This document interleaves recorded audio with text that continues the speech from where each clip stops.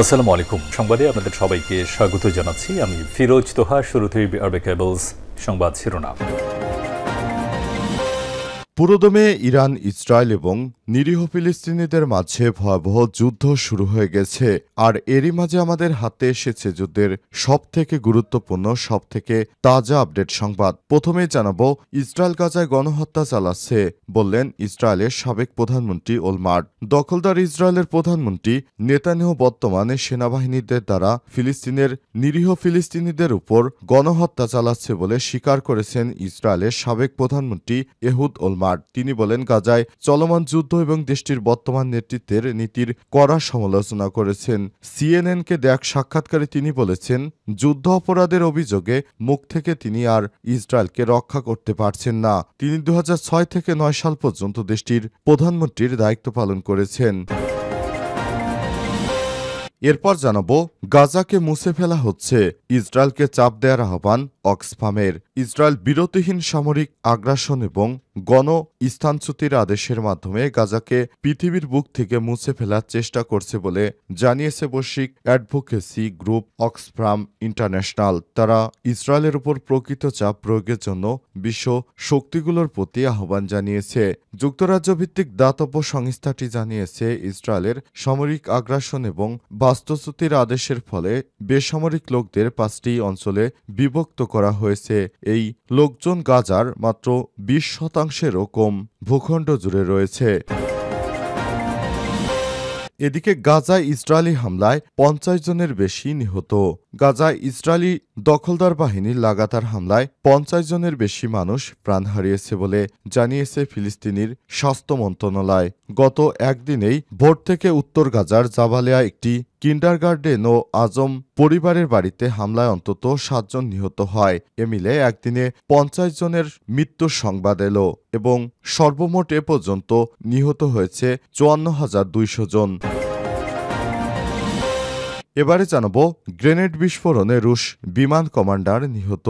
Ukraine যুদ্ধে অংশগ্রহণকারী ও Mariupol অবরোধকালে রাশিয়ার বিমান হামলার নেতৃত্বদানকারী সাবেক এক সামরিক কর্মকর্তা নিহত হয়েছে। মেজর জাউর গুর্তসিয়েভ নামের ওই কর্মকর্তা গ্রেনেড বিস্ফোরণে মারা গেছেন বলে জানা যাচ্ছে। এবং সর্বশেষ জানাবো, যে বিএনপিকে ভালোবাসে সেই বিএনপি খুঁজে পাচ্ছি না বললেন আসিফ আকবর। শহীদ জিয়া যে বিএনপিকে ভালোবাসে সেই বিএনপি খুঁজে পাচ্ছে না বলে মন্তব্য করেছেন জনপ্রিয় সঙ্গীত শিল্পী আসিফ আকবর।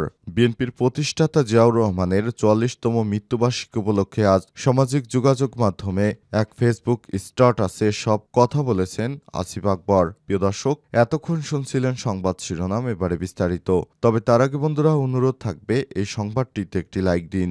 এই চ্যানেলে আপনি নতুন হয়ে থাকলে আমাদের সংবাদটি দেখতে দেখতে চ্যানেলটি সাবস্ক্রাইব করে রাখুন। কমেন্ট করে বন্ধুরা আপনার মূল্যবান মতামত জানিয়ে দিন আপনি বিশ্বের কোন দেশ থেকে বা বাংলাদেশের কোন স্থান থেকে আমাদের সংবাদটি দেখছেন এবং শুনছেন। আর বন্ধুরা, গাজা যুদ্ধে আপনি যদি নিরীহ ফিলিস্তিনিদের ভালোবেসে থাকেন, কমেন্টে ইয়েস লিখে বিশ্ববাসীকে জানিয়ে দিন। সংবাদটি আপনার সোশ্যাল মিডিয়া ফেসবুকে শেয়ার করে বন্ধুদেরও দেখার সুযোগ করে দিন। এবারে বিস্তারিত।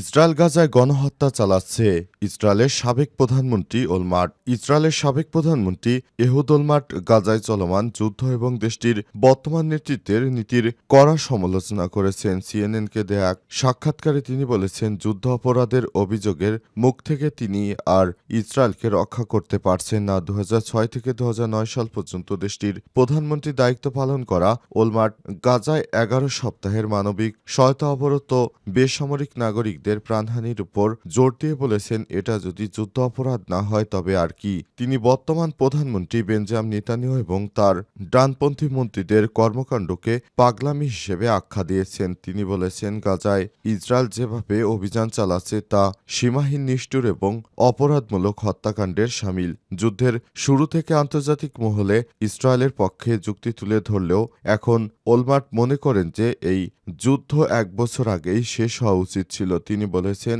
আমি আর এই যুদ্ধকে ন্যায্যতা দেওয়ার মতো অবস্থানে নেই। হারেজ্জে পত্রিকায় প্রকাশিত তার একটি উপসম্পাদকীয়তে তিনি সরাসরি লিখেছেন, আমরা এখন গাজায় যা করছি তা ধ্বংসযোগ্য যুদ্ধ, যেখানে বেসামরিক নাগরিকদের নির্বিচারে হত্যা করা হচ্ছে। ওলমার্ট বলেছেন, এই সামরিক অভিযান আরও বৃদ্ধি করলে গাজায় আরও সাধারণ মানুষের মৃত্যু হবে, যা ইসরায়েলের কোনো প্রকৃত স্বার্থ রক্ষা করছে না। তিনি আর বলেছেন, এই সরকার তাড়াতাড়ি ক্ষমতা থেকে সরে যাক, এটাই আমার কামনা। এ সময় তিনি আর বলেছেন, আমি বিশ্বাস করি ইসরায়েলের বেশিরভাগ মানুষ এই সরকারের নীতি ও কর্মকাণ্ডে ক্লান্ত, যা আমাদের দেশের নৈতিক ভিত্তিকে গভীরভাবে ক্ষতিগ্রস্ত করেছে। জনমত জরিপে দেখা যাচ্ছে অধিকাংশ ইসরায়েলি নাগরিক একটি যুদ্ধবিরতির পক্ষে, যার মাধ্যমে গাজায় আটকা ৫৮ জন ইসরায়েলি জিম্মিকে মুক্ত করার পথ তৈরি হতে পারে। গাজাকে মুছে ফেলা হচ্ছে, ইসরায়েলকে চাপ দেওয়ার আহ্বান অক্সফামের। ইসরায়েল বিরতিহীন সামরিক আগ্রাসন এবং গণস্থানচ্যুতির অধ্যাদেশের মাধ্যমে গাজাকে মুছে ফেলার চেষ্টা করছে বলে জানিয়েছে বৈশ্বিক অ্যাডভোকেসি গ্রুপ অক্সফাম ইন্টারন্যাশনাল। তারা ইসরায়েলের উপর প্রকৃত চাপ প্রয়োগের জন্য বিশ্বের শক্তিগুলোর প্রতি আহ্বান জানিয়েছে।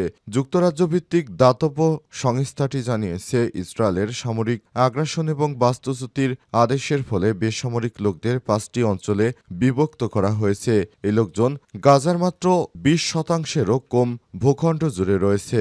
গ্রুপটি এক বিবৃতিতে জানিয়েছে, জোরপূর্বক বাস্তুচ্যুতির প্রক্রিয়া একটি যুদ্ধ অপরাধ। এ অঞ্চলে সরবরাহ অপরাধের পাশাপাশি মনে হচ্ছে ইসরায়েলের কৌশল যোদ্ধাদের লক্ষ্যবস্তু করার জন্য নয়, বরং গাজা ভেঙে ফেলা এবং জনবসতিহীন করার জন্য একটি ইচ্ছাকৃত অভিযান। ফিলিস্তিনি ভূখণ্ডে অক্সফামের নীতিপ্রধান বুশরা খালিদি বলেছেন, ৬০০ দিনের বেশি সময় ধরে ইসরায়েল বলে আসছে তারা হামাসকে লক্ষ্য করে কাজ করছে, কিন্তু প্রতিদিন বেসামরিক লোকদের আটকা রাখা হচ্ছে, বোমা হামলা করা হচ্ছে এবং গণহারে হত্যা করা হচ্ছে। তিনি আরও বলেছেন, স্থানচ্যুতির আদেশগুলোর মাধ্যমে সহিংসতার হুমকি ব্যবহার করে বেসামরিক নাগরিকদের ক্রমশ সংকুচিত বন্দী অঞ্চলে নিয়ে যাওয়া হচ্ছে।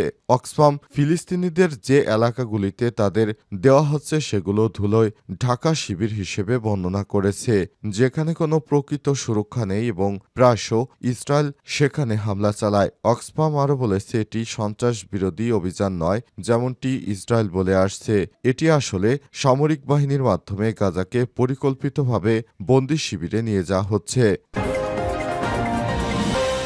গাজায় ইসরায়েলি হামলায় ৫০ জনের বেশি নিহত।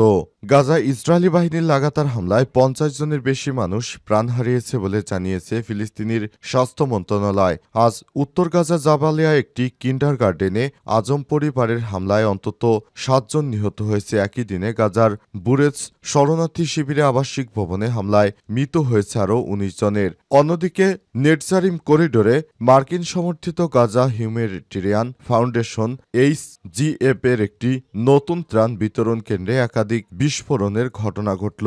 বিস্ফোরণের কারণে এখনও স্পষ্টে পুরো ধ্বংসযজ্ঞ ছড়িয়ে আছে, তবে এটি এমন এক সময় ঘটল মাত্র একদিন আগেই দক্ষিণ গাজায় আরেকটি GHF সাইটে ত্রাণ সংগ্রহ করতে আসা ফিলিস্তিনিদের উপর ইসরায়েলি বাহিনীর গুলিতে অন্তত ১০ জন নিরীহ ফিলিস্তিনি নিহত হয়েছে। ফাউন্ডেশনটির বিতরণ কার্যক্রম নিয়ে বিতর্ক তীব্র হচ্ছিল। ফিলিস্তিনিরা অভিযোগ করেছেন, এই প্রকল্প জাতিসংঘের তত্ত্বাবধানে পরিচালিত মানবিক সাহায্য ব্যবস্থাকে উপেক্ষা করেছে এবং ইসরায়েলি সামরিক লক্ষ্য পূরণে সহায়তা করছে। জাতিসংঘ বেশ কয়েকটি আন্তর্জাতিক সংস্থা ইতিমধ্যেই GHFকে বয়কট করেছে। জাতিসংঘের ফিলিস্তিনি অঞ্চলের জ্যেষ্ঠ মানবিক কর্মকর্তা জোনাথন হুইটল বলেছেন, এমনভাবে খাদ্য বিতরণ করা হচ্ছে যাতে মানুষকে নজরদারির মধ্যে রাখা যায় এবং অনেকেই ত্রাণ থেকে বঞ্চিত হচ্ছে। যে বিএনপিকে ভালোবাসি সেই বিএনপি খুঁজে পাচ্ছি না বললেন আসিফ আকবর। শহীদ জিয়ার যে বিএনপিকে ভালোবাসেন সেই বিএনপি খুঁজে পাচ্ছে না বলে মন্তব্য করেছেন জনপ্রিয় সঙ্গীত শিল্পী আসিফ আকবর। বিএনপির প্রতিষ্ঠাতা জিয়াউর রহমানের ৪৪তম মৃত্যুবার্ষিকী উপলক্ষে সামাজিক যোগাযোগ মাধ্যম ফেসবুকে এক স্ট্যাটাসে সব কথা বলেছেন তিনি। আসিফ বলেন, শৈশব থেকে আমি শহীদ জিয়ার অনুরক্ত, বিএনপির একজন একনিষ্ঠ সমর্থক। দুঃখজনক হলেও সত্য এই যে বিএনপিকে ভালোবাসি সেই বিএনপি বিএনপি এখন খুঁজে পাচ্ছি না। অত্যাচারের খড়গে ছিল জিয়া পরিবার, সুফল ভোগ করছে জাতীয়তাবাদের লেবাসধারী কিছু নেতা। অত্যাচারী এজেন্টরা সারা দেশে গুম খুন, মামলা হামলা, জেল জুলুমে নির্যাতিত হয়েছে লক্ষ লক্ষ তৃণমূল নেতাকর্মী। তারাই আজ দলের অতিরিক্ত হয়ে পড়েছে। সেই বিএনপি এখন খুঁজে পায় না যে বিএনপি বাংলাদেশি জাতীয়তাবাদীদের ঝান্ডাধারী যে বিএনপি, জনতার বিএনপি, সেই বিএনপিকে আমরা খুঁজছি, কিন্তু বর্তমানের বিএনপি সেই বিএনপি আর নেই। শহীদ জিয়ার বিরামহীন ছুটে চলায় আধুনিক বাংলাদেশের ভিত্তি রচনা করেছে বলে মন্তব্য করে তিনি আরও বলেছেন, জাতীয় রাজনীতিতে তিনি ছিলেন এক অজেয় ধূমকেতু। শহীদ জিয়ার প্রতিষ্ঠিত বাংলাদেশ জাতীয়তাবাদী দল হয়ে উঠেছিল বাংলাদেশের মানুষের আশা আকাঙ্ক্ষার মূর্ত প্রতীক। ইতিহাসের পথ পরিক্রমায় আবারও বিএনপির সামনে এসেছে রাষ্ট্র পরিচালনার সুযোগ। শহীদ জিয়ার কীর্তিগাথা আমরা শুনেছি অগ্রজদের কাছ থেকে। ওনার ১৯ দফা মর্মার্থই ছিল বাংলাদেশের অর্থনীতির ম্যাগনা কার্টা। জনপ্রিয় এই সঙ্গীত শিল্পী আরও বলেছেন, শহীদ জিয়ার সেই বিএনপি ফেরত চাই যে বিএনপি দেশের নারী, যুবক, শিশু, ক্রীড়া এবং শিল্পী বান্ধব। জাতির ক্লান্তিকালে দেশের সাধারণ মানুষ নতুন আলোর ঝলকানি দেখার অপেক্ষায় রয়েছে। মাহেন্দ্রক্ষণ সমাগত প্রতিফলন দেখতে চাই শহীদ জিয়ার উচ্চারিত সেই মহান বাণীর। ব্যক্তির চেয়ে দল বড়, দলের চেয়ে দেশ বড়, এই স্লোগানকে সামনে রেখে সামনে এগোতে চাই, কিন্তু বিএনপি যা শুরু করেছে সেটি কোনোভাবেই কাম্য নয়। এই বিএনপি আমি চাই না, এই বিএনপিকে আমি সমর্থন করি না।